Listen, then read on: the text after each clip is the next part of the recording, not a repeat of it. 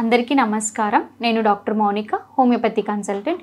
ఈరోజు నేను psoriasis skin disease గురించి చెప్పాలి అనుకుంటున్నాను. సోరియాసిస్ స్కిన్ డిసీజ్ అనేది అంటే ఏంటి, అసలు అది ఎలా వస్తుంది, మనకి ఎలా ఇన్ఫెక్ట్ అవుతుంది, నెక్స్ట్ వచ్చేసి మనకి సోరియాసిస్ స్కిన్ డిసీజ్ వచ్చినప్పుడు మనము ఎలాంటి ట్రీట్మెంట్ తీసుకుంటే కనుక మనకి దానికి పర్మనెంట్ సొల్యూషన్ అనేది ఉంటుంది అనేది చెప్తానండి. సో బేసికల్గా సోరియాసిస్ స్కిన్ డిసీజ్ అనేది యూజువల్లీ ఏంటంటే ఇది ఒక ఆటో ఇమ్యూన్ డిజార్డర్ అనేసి అని అంటూ ఉంటాము. అంటే మనకి ఎలా అంటే ఆటో ఇమ్యూన్ డిజార్డర్ అనేసి అంటే ఇది మన ఇమ్యూనిటీ సిస్టమ్ డిస్ఫంక్షన్ వల్లనే మనకి సోరియాసిస్ స్కిన్ డిసీజ్ అనేది వస్తూ ఉంటుంది.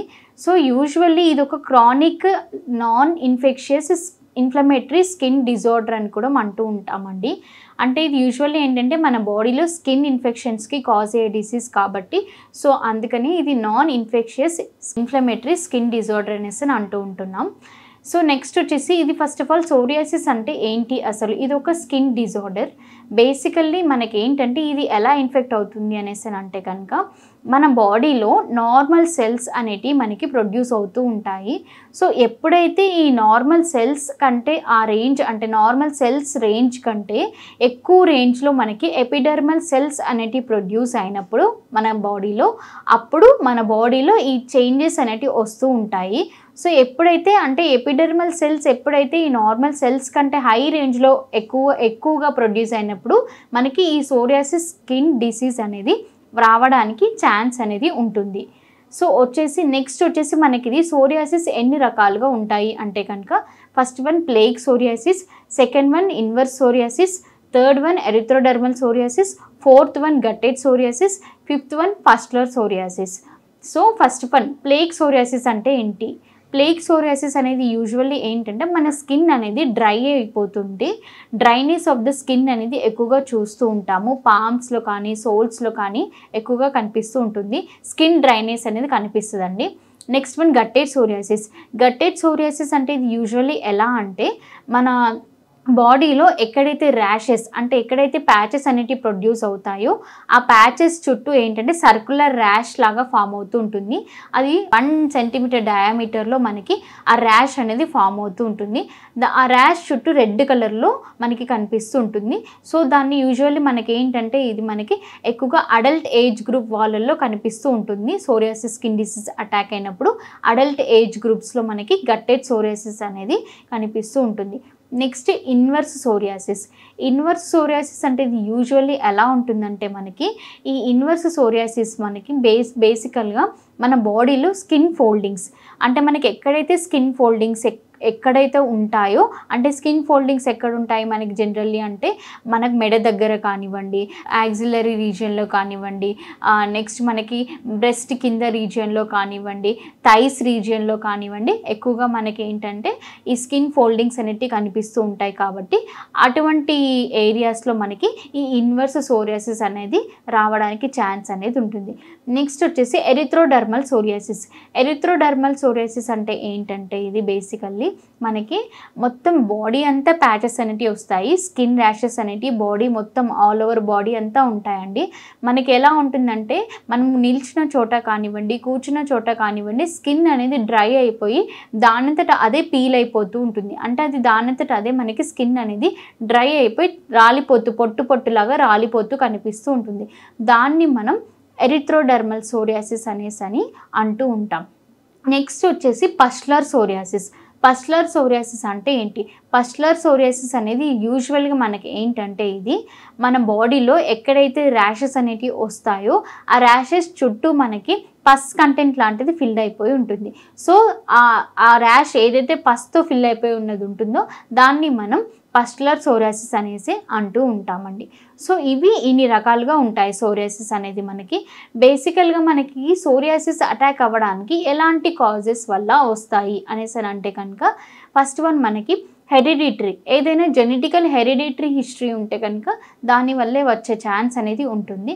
నెక్స్ట్ వచ్చేసి మనకి మన బాడీలో ఎక్కువగా విటమిన్ డి డెఫిషియన్సీస్, ఏవైనా విటమిన్ డి డెఫిషియన్సీ కానివ్వండి, విటమిన్ బి డెఫిషియన్సీ కానివ్వండి, విటమిన్ B12 డెఫిషియన్సీస్ కానివ్వండి, ఇటువంటి డెఫిషియన్సీస్ ఏవైనా ఉంటే కనుక దానివల్ల వచ్చే ఛాన్స్ అనేది ఉండొచ్చండి. నెక్స్ట్ వచ్చేసి మన మనం తీసుకునే ఆహార పద్ధతిలో ఏదైనా ఎర్రర్ లాంటిది ఉంటే కనుక దానివల్ల కూడా వచ్చే ఛాన్స్ అనేది ఉండొచ్చండి. నెక్స్ట్ వచ్చేసి మనకి స్మోకింగ్ హ్యాబిట్ కానీ ఆల్కహాల్ హ్యాబిట్స్ కానీ ఏవైనా ఉంటే కనుక వచ్చే ఛాన్స్ అనేది ఉంటుంది. నెక్స్ట్ వచ్చేసి మనకి ఎక్కువగా మనకి సోరియాసిస్ స్కిన్ డిసీజ్ అనేది ట్రిగర్ అవ్వడానికి ఛాన్స్ అనేది మనకి ఎలా అంటే స్ట్రెస్, మనం ఎక్కువగా సైకలాజికల్ డిస్టర్బెన్సెస్ ఏవైనా ఉంటే కనుక, అంటే మనకి మెంటల్ స్ట్రెస్ కానివ్వండి, యాంగ్జైటీ కానివ్వండి, డిప్రెషన్స్ కానివ్వండి, ఇటువంటి ఏవైనా సైకలాజికల్ డిజార్డర్స్ ఏవైనా ఉంటే కనుక దానివల్ల మనకి వచ్చే ఛాన్స్ అంటే అటాక్ అవ్వడానికి ఛాన్స్ అనేది ఉండొచ్చు అనేసి అని చెప్తామండి. సో ఇలాంటి రీజన్స్ వల్ల, ఇలాంటి కాజెస్ వల్ల మనకి సోరియాసిస్ స్కిన్ డిసీజెస్ అనేది రావడానికి ఛాన్స్ ఉంటుంది. ఇదే కాకుండా మనకి ఏవైనా బ్యాక్టీరియల్ ఇన్ఫెక్షన్స్ అంటే లైక్ మన బాడీలో ఏవైనా వైరల్ ఇన్ఫెక్షన్స్ కానివ్వండి, బ్యాక్టీరియల్ ఇన్ఫెక్షన్స్ కానివ్వండి, ఏవైనా ఉంటే కనుక వాటి వల్ల కూడా రావడానికి, ఇన్ఫెక్ట్ అవ్వడానికి ఛాన్స్ అనేది ఉంటుంది. నెక్స్ట్ వచ్చేసి మనకి ఎలా ఉంటాయి సోరియాసిస్ డిసీజ్ అటాక్ అయినప్పుడు మనకి స్కిన్ సిమ్టమ్స్ ఎలా ఉంటాయి, ఎలా కనిపిస్తాయి అంటే కనుక ఫస్ట్ మనకి బాడీలో ర్యాషెస్ అనేటివి ఆల్ ఓవర్ బాడీ రావచ్చు, లేదంటే ఓన్లీ తలలో రావచ్చు, లేదంటే ఓన్లీ చేతుల పైననే రావచ్చు, అరిచేతుల్లో, అరిపాదాలలో రావచ్చు, ఇలా రకరకాలుగా ఉంటాయి. సో మనకి బేసికల్గా ఫస్ట్ స్కిన్ ఇచ్చింగ్ అనేది ఉంటుంది, బర్నింగ్ సెన్సేషన్ అనేది ఉంటుంది. నెక్స్ట్ మనకి ఎక్కడైతే ర్యాష్ వస్తుందో అక్కడ పెయిన్ఫుల్గా ఉంటుంది ర్యాష్ అనేది కూడా. నెక్స్ట్ వచ్చేసి మనకి ఎక్కువగా స్కిన్ అనేది డ్రై అయిపోతూ ఉంటుంది, ర్యాష్ కూడా డ్రైనెస్ ఆఫ్ ద స్కిన్ అనేది కనిపిస్తూ ఉంటుంది.